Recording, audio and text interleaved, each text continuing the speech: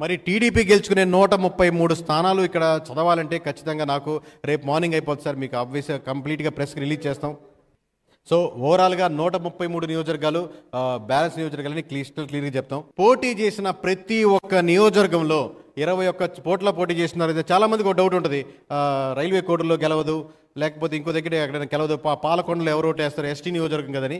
పాలకొండ అయినా లేదా ఎక్కడైనా సరే ఆబ్వియస్గా కన్ఫామ్గా ఉన్న నియోజకవర్గం అందరికీ తెలుసు. 21 చోట్ల పోటీ చేసిన నియోజకవర్గం ఏదైనా సరే మేము పోటీ చేసిన దగ్గర వైనాట్ 175ని వైనాట్ 21 వాళ్ళు సీరియస్గా తీసుకొని ఖచ్చితంగా 21 చోట్ల గెలిచేదానికి 100% జనసేనకి ఆస్కారం ఉంది. బీజేపీ కంటెస్ట్ చేసినటువంటి 10 నియోజకవర్గాల్లో అవుట్ ఆఫ్ 10 7 సీట్లు లాస్ట్ మూమెంట్లో జాయిన్ అయినప్పటికీ కూడా కూటమి బలం జోడించడంతో, యాడ్ అవడంతో ఖచ్చితంగా అవుట్ ఆఫ్ 10 7 నియోజకవర్గాలు గెలుచుకునేదానికి ఆస్కారం ఉంది. Mark my words. మొత్తం పోలైన ఓట్లు 3,33,40,560 ఓట్లు పోలైనాయి సార్. సో దీన్ని మీకు ఇందాక వేసిన పర్సంటేజ్ చూసుకుంటే 1,94,04,206 మంది, 1,94,00,000 మంది. అలాగే 38% మీకు వైఎస్ఆర్సీపీ వేసుకుంటే 1,29,36,137.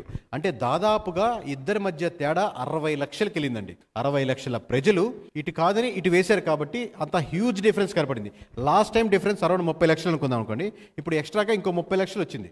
అంటే 60 లక్షల మంది ప్రజలు ఇటు వేశారు కాబట్టి ఇంత పర్సంటేజ్ ఆఫ్ డిఫరెన్స్, ఇంత హోల్ మొత్తం మీద హ్యూజ్ డిఫరెన్స్ కనపడుతుంది మీకు. సో దాని యొక్క ఫలితాలే జనసేన ఈ పోటీ చేసిన 21 సీట్లో గెలవడం, అలాగే టీడీపీ పోటీ చేసిన దాంట్లో 133 సీట్లు గెలవడం, అలాగే బీజేపీ కంటెస్ట్ చేసినటువంటి 10 సీట్లు 7 సీట్లు గెలవడం, అలాగే చివరికి సిట్టింగ్ గవర్నమెంట్ 151 సీట్లు ఉంటే 100 పోతే 50 గెలవా, 50 పోతే 100 గెలవా, ఇలా ఉండదండి. 133 సీట్లు టీడీపీ గెలిచడానికి ఆస్కారం ఉంది.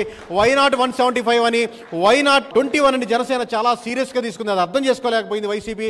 వైనాట్ 21 అని చెప్పి 21 పోటీ చేసిన 21 స్థానాల్లో బలంగా తొడకొట్టి మీసాలు తిప్పి 21 చోట్ల జనసేన గెలిచడానికి 100% ఆస్కారం ఉంది. అలాగే బీజేపీ పోటీ చేసిన 10 స్థానాల్లో 7 స్థానాలు కైవసం చేసుకునే ఆస్కారం ఉంది. ఇకపోతే 151 స్థానాలతో మొదలుపెట్టిన వైఎస్ఆర్సీపీ ఈరోజు 14 చోట్ల, అంటే దాదాపుగా 20 స్థానాల లోపు దిగజారింది, దిగబడింది, అంటే దిగాల్సి వచ్చింది. తను చెల్లిన ప్రయాణం అలా ఉంది.